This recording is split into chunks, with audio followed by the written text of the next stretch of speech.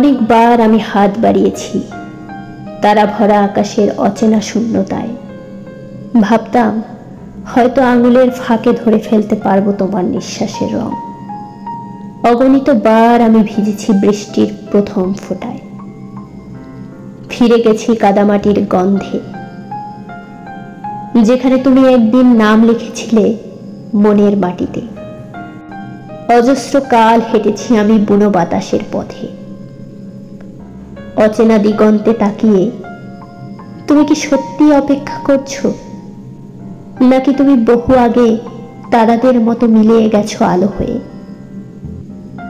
আমি ছুটে গেছি নক্ষত্র থেকে নক্ষত্রে, অদ্ভুত ছায়াপথের নিস্তব্ধ নগরে।